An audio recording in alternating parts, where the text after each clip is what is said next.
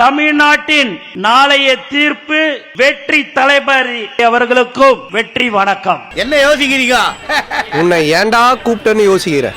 எத்தனை ஒரு பஞ்சாயத்தடா முடிச்சு வச்சு பாரு, நமக்காக அம்பட்டு பெண்ணும் பிள்ளை குட்டியோட வெயில்ல காத்து கிடக்குறாங்களே. சரியா? உங்க வீட்டு பிள்ளையா நினைச்சு எல்லாரும் என்னை மன்னிச்சிருக்க. நான் எழுதி வச்சுன்னு வந்திருக்கிறேன் சிலதெல்லாம். ஏன் அப்படின்னு பாத்தீங்கன்னா, பெரிய பேச்சாளர்கள் எல்லாம் ஜாம்பவான்லாம் பயங்கரமா இருக்கிறாங்க. பேசுறதுக்கே எனக்கே ஒரு பயமா இருக்குது. மூஞ்சிகளை பாரு, 10 ரூபாய்க்கு நயா பைசாவா மாத்தி கீழே போடு. எவனா செடி அடிக்கிறானோ எல்லாம் உளுந்து பொறுக்குவாங்க. உலகத்துல 700 கோடி மக்கள் இருக்கிறார்கள். அந்த 700 கோடி மக்கள்ல அதிகமா தேடக்கூடிய ஒரு நபர் யாருன்னா நம்ம தலைவர் தளபதி தான். என் மூஞ்சிக்கு முன்னால புகழாதாது எனக்கு பிடிக்காது. தலைவர் 2026 முதல்வராக வருவார் என்று எந்த ஒரு எதிர்பார்ப்பும் இல்லாமல் வாங்குற காசுக்கு மேல கூறாடா கொய்யா உழைத்து கொண்டிருக்கிற ஒரு உண்மையான செயல் வீரர்கள் தான் நீங்கள் என்பதை இந்த நேரத்தில் நான் மனதார நான் உங்களுக்கு சொல்லிக்கொள்ள ஆசைப்படுகிறேன். எப்ப பார்த்தாலும் கேக்குன்னே சொல்லிக்கிட்டு இருக்க. அப்படி என்னதான் சொல்ல ஆசைப்படுற? இப்பேற்பட்ட ஒரு தலைவர் நமக்கு கிடைக்காதுங்க. முதன்னு வேலையை தொடங்குறவன் இந்த மூஞ்சிய பார்த்துட்டு போனா போதும். நம்ம கிட்ட 1000 கோடி 500 கோடி பணம் காசு இருக்கலாங்க, செலவு பண்றதுக்கு மனசு வராது. நமக்கு தலைவர் தளபதின்ற ஒரு முகம் இருந்தா மட்டும் நமக்கு போதும். டேய், என்னடா மூஞ்சி இது? இதெல்லாம் வியாபாரம் ஆகாது. 2026 நம்ம ஜெயிச்சே ஆகணும். நீ சொன்ன வாக்கியத்தை தஞ்சாவூர் கோயில் கல்வெட்டுல வெட்டி வச்சிட்டு பக்கத்திலேயே நீ உட்கார்ந்துக்க.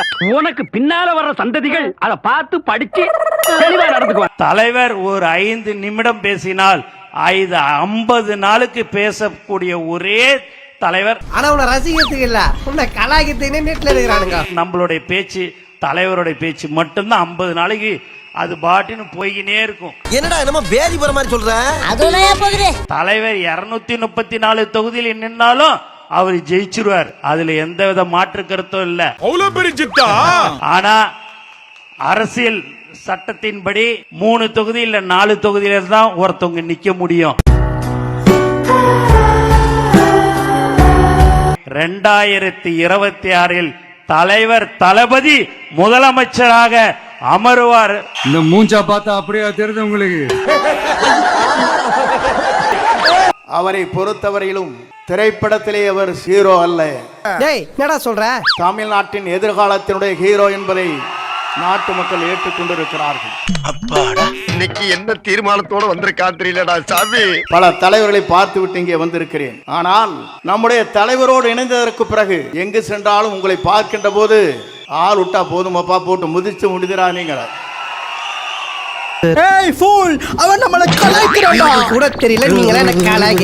ஒரு பக்கம் செல்ஃபி எடுக்கிறாங்க, ஒரு பக்கம் திருப்புறாங்க, ஒரு பக்கம் மாட்டுறாங்க. பெண்கள் அதற்கு மேலே ஓடி வந்து படம் எடுக்கிற காட்சியும் நான் பார்த்தேன். அல்வா கிண்டது போதும், மேட்ருக்கு வாப்பா. இது இந்திய வரலாற்றில் யாருக்குமே இல்லாத ஒரு புகழ் இவருக்கு இருக்கிறது என்ற வரலாறு இங்கே படைக்கப்பட்டிருக்கிறது. இப்படி ஏத்தி விட்டு கடைசியில செருப்படி வாங்க வச்சிட்டீங்க. கிறிஸ்தவ மதத்தை சார்ந்தவர் சொல்வார்கள், தட்டுங்கள் திறக்கப்படும், கேளுங்கள் கொடுக்கப்படும் என்று சொல்வார்கள். ஆனால் கேட்காமலே கொடுக்கக்கூடிய ஒரு தலைவர் தமிழ்நாட்டில் இனி தோன்ற போகிறார். அவர்தான் தமிழ் மண்ணிலே முதலமைச்சராக வரப்போகிறார். மாமூல் வேணா கேட்டு தொலையா, அதுக்கே சுத்தி வளைச்சு பேசுற. நமக்கு கிடைத்திருக்கிறது விசில் சின்னம். இப்ப மாமாக்கு போர் அடிக்குது. நாம் எச்சரிக்கையாக இருக்க வேண்டும். தூங்கிக் கொண்ட இடத்திலே காதிலே சென்று விசிலை அடித்து விடாதீர்கள், மோட்டு போய்விடும். மாப்பிள, இவன் தான் எங்கேயோ செமத்தியா வாங்கியிருக்கான். இங்க வந்து வேற எவனோ வாங்கின மாதிரி அவுத்துறான் பாத்தியா? விசிலுக்கு சொந்தக்காரரே, ரைட்டு, சைத்தான் சைக்கிள்ல வருது. எங்களின் வழிகாட்டியே, பாமர மக்களின் கடைசி நம்பிக்கையே, பாமர மக்களின் கடைசி நம்பிக்கையே. தலைவா, தமிழ்நாட்டின் இன்றைய முதல்வரே, நாளைய முதல்வரே, ஏன் தமிழ்நாட்டின் நிரந்தர முதல்வரான எங்கள் தெய்வமே, நம்மளை எதிர்த்து திமுக கூட்டணி கட்சி, அதிமுக கூட்டணி கட்சி 8 கட்சி. அப்புறம் அடுத்தது இன்னொருத்தர் பேசிக்கிட்டே இருப்பாரு, பேச வேணாம். செந்தில் பாலாஜி அவர்கள், அவருக்கு என்ன தகுதி இருக்கு? ஒரு 2 நிமிஷம் பெரியாரை பத்தி பேச சொல்லுங்க. நான் இங்கேயே தூக்க மாட்டேங்கிறேன். அதெல்லாம் வேணாம், உன் பொந்தெல்லாம் வச்சு என்னால அலைய முடியாது. தன்மானம் பழகு, அதுவே தமிழர்களுக்கு அழகென சுயமாய் சிந்தித்து சுயமரியாதையோடு வாழ சொன்ன கருஞ்சட்டை கதிரவன் தந்தை பெரியார். இப்ப என்ன பண்றீங்க? என்கிட்ட 3 ட்ரிப் வாங்கி முடுக்குன்னு குடிக்கிறீங்க. அதுலயே ஒவ்வொரு தெரு போகும்போது நீங்க சொல்லிடுவீங்க, இது திமுக வீடு, இது அதிமுக வீடு, இது பிஜேபி வீடு, இது கம்யூனிஸ்ட் வீடுன்னு வரிசையா சொல்லிட்டே போவாங்க. ஆனால் தமிழக வெற்றி கழகத்துக்கு நீங்க ஒரு வீடு கிடையாது. எனக்குன்னே வருவீங்களாடா? ஏன்ட்ட சரசம் பண்றக்கே போட்டாப்ப உங்களை பெற்றுறாங்களா? அண்ணன் டெல்லி போகும்போது திருச்சி ஏர்போர்ட் விட்டு இறங்கி அந்த டெல்லியில நான் அவரோட பயணிச்சேன். திடீர்னு அண்ணன் முகத்தை பார்த்து ஒரு 20 பெண்கள் ஓடி வராங்க. எல்லாம் ஹிந்தியில பேசிட்டு என்ன பேசுறாங்கன்னு புரியல. அவரு அந்த மதராசி விஜய்னு ஒருத்தர், அவர் தானே இவருன்னு ஓடி வராங்க. அப்ப டெல்லியில இருக்கிற பெண்களை ரீச் பண்ணிருக்கிறார். இந்த காரி மூஞ்ச கதையெல்லாம் ஒரு காவிய கதை மாதிரி இங்க வந்து சொல்லி அங்க டைம் வேஸ்ட் பண்ணுகிறேன். எங்க கொள்கை ரீதியாக நாங்கள் பிஜேபி எதிர்க்கிறோமோ நாங்கள் அங்கு எதிர்ப்போம். நீட்டு பிரச்சனை, ஜிஎஸ்டி பிரச்சனை, ஹிந்தி மொழி திணிப்பு. ஏம்பா லிங்கா, இந்த சேடு கொஞ்சம் தமிழ் சொல்லி கூடம்பா. சொல்லி கொடுத்தா வந்துருமா? வேலை பேசுப்பா. எங்கள் தலைவர் இப்ப பேசுறதுக்கு அடுத்தது பேசுறதுக்கு வெயிட் பண்றோம். பாத்தீங்கன்னா 5 கோடி பேர் வெயிட் பண்ணிட்டு இருக்காங்க. வேலை எல்லாம் பாக்குறான்னு நினைக்கிறீங்களா? அவர்தான் எதிர்காலத்தின் முதலமைச்சர்னு தெரியும் மக்களுக்கு. இதுல சில பேர் உட்கார்ந்துகிட்டு தலைவருக்கு பேச தெரியல. கண்ணாடி சார் அது. அவரு மக்களோட பேசிக்கிட்டு இருக்காரு, பெண்களோட பேசிட்டு இருக்காரு. நான் பார்க்கல. நல்லதா போச்சுப்பா.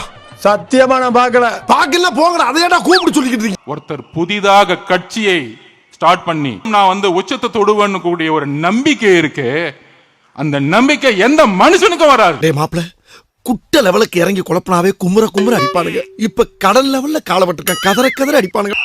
நம்மளுடைய இந்த அரசியல் பயணத்துல மிக மிக மிக முக்கியமான ஒரு காலகட்டத்துல நாம் இருக்கிறோம். ஏன் தேவச எது நடத்த போறியா? என்ன அனுப்பையில அவசரமா பேசுறல? நான் ஏன் இது இவ்வளவு அழுத்தமா சொல்றேன் அப்படின்னா, ஏதோ அழுத்தம் இருக்குமோன்னு நினைக்கிறீங்களோ? இந்த அழுத்தத்துக்கெல்லாம் அடங்கி போற ஆளா இந்த ஆளு? பார்த்தாலே தெரிகிறது. தெரிகிறதா? இந்த மூஞ்சா பார்த்தா அப்படியே தெரியுது உங்களுக்கு. என்னமா கீழே சத்தம் பேசிக்கிட்டு இருக்கீங்க மாமா. ஆனா அழுத்தம் இருக்குதான்னு கேட்டீங்கன்னா இருக்குது. என்னடா சொல்ற? அது நான் இல்லைன்னு சொல்ல வரல, நமக்கு இல்ல, மக்களுக்கு. மாத்தி ஓட்டு போட்டு ஏமாந்து அவங்க இப்ப நம்மள நம்புறாங்க. புதுல 4 கிடைக்கும். நம்மளுடைய இந்த தமிழக வெற்றி கழகத்தை இந்த விஜய் கூட நிப்பான்னு நம்புறாங்க.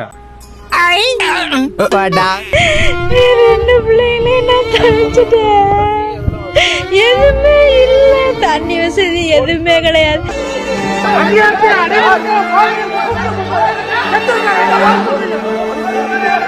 ஆனா மக்கள் கரெக்டா நம்மள எஸ்டிமேட் பண்ணி ரொம்ப அழகா, ரொம்ப அக்கறையா, ரொம்ப தெளிவா, ரொம்ப தீர்க்கமா நமக்குன்னு ஒரு இடத்தை கொடுத்திருக்காங்கல்ல. நீ நிக்க வேண்டிய இடம் எது இல்ல, நடு ரோட்ல போய் நின்னு லாரி வரும், மேலே ஏற்றலாம் போ. எப்படி என் கேரியரின் உச்சமான ஒரு இடத்தை கொடுத்திருக்காங்கல்ல. ஐயோ ஆரம்பிச்சுட்டான்டா. ஏன் அப்படி எனக்கு அந்த இடத்தை கொடுக்கணும்? ஏன்னா இந்த விஜய் நம்ம பிள்ளையாச்சே, நம்ம அண்ணனாச்சே, நம்ம தம்பியாச்சேன்னு சொல்லி அவங்க மனசுல அப்படி தோணுது. எரிச்சல் வருது உனே. நான் கெட்ட வாரத்துல திக்கி போய் ரத்தம் கொதிக்குது உன்னை பார்க்க போய். அரசியலுக்கு வந்ததுக்கு அப்புறமும் சரி, ஆட்சி அதிகாரத்துக்கு வந்ததுக்கு அப்புறமும் சரி, ஊழல் செய்யவே மாட்டான். நடிகரும் தாவேக தலைவருமான விஜய் புலி படத்தில் நடிப்பதற்கு 15 கோடி ரூபாய் சம்பளம் பெற்றதை வருமான வரி கணக்கில் காட்டாமல் மறைத்துள்ளதை கண்டுபிடிக்கப்பட்டது.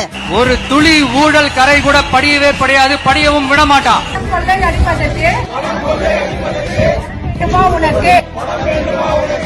ஒரு துளி ஊழல் கரை கூட படியவே படியாது, படியவும் விட மாட்டான். ஒரு பைசா தொட மாட்டான். எனக்கு அது அவசியமே இல்ல. புரிஞ்சுங்களா உங்களுக்கு? எனக்கு அதை தொட வேண்டிய அவசியமே இல்ல. அழியா பண்டார மாதிரி அழி பட்டையை போட்டுட்டா நல்லவன் நம்பிடுவாங்களா? அதான் மூஞ்சில பொறுக்கின்னு எழுதிருக்கு. நீங்க கேட்கலாம், இது என்ன சினிமாவா? ஒரே நாள் நம்ம இவர் எல்லாத்தையும் கிளீன் பண்ணிடுவாரான்னு நீங்க கேட்கலாம். ஓகே, பிராக்டிகலா அது பாசிபிள் இல்லதான். But it is a process, right? It is a process. சாத்திட்டு அப்படி ஓரமா நில்லு போ. இந்த அடங்கி போறதுக்கோ, இந்த அண்டி பொழைக்கிறதுக்கோ, இல்ல இந்த அடிமையா இருக்கிறதுக்கால நாம அரசியலுக்கு வரல. அப்படிப்பட்ட இந்த கட்சிகளை உண்மையா தில்லா எதிர்க்கிற அந்த கட்ஸும் கெத்தும் நம்ம கிட்ட மட்டும்தான் இருக்கு. இவன் ஒருத்தன்டா சிரிப்பு காமிச்சு. நம்மளுடைய இந்த டிவிகே படை நட்பு சக்தி இருந்தாலும் இல்லைனாலும் தனியாவும் நின்னு கெத்தா ஜெயிக்கிற அளவுக்கு ஒரு மிகப்பெரிய படை. எல்லாரும் ஒரு நிமிஷம் எனக்காக எந்திரிச்சு நில்லுங்களேன் ப்ளீஸ். நான் சொல்றத கொஞ்சம் ரிப்பீட் பண்ணுங்க. இந்த 2026 சட்டமன்ற தேர்தல்ல நாம எல்லாரும் உண்மையாக உழைப்போம், சத்தியமாக உழைப்போம், உறுதியாக உழைப்போம், ஒற்றுமையாக உழைப்போம். முதலமைச்சர் என்பது வாயால சொல்லிட்டா மட்டும் போதாது, நம்மளுடைய உழைப்பு கண்டிப்பாக இருக்க வேண்டும்.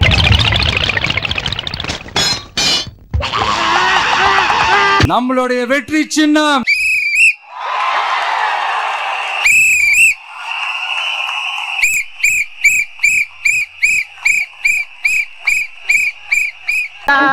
கல்யாணம் தான் இல்ல வேட்டியத்தான் அவுத்துக்கிட்டே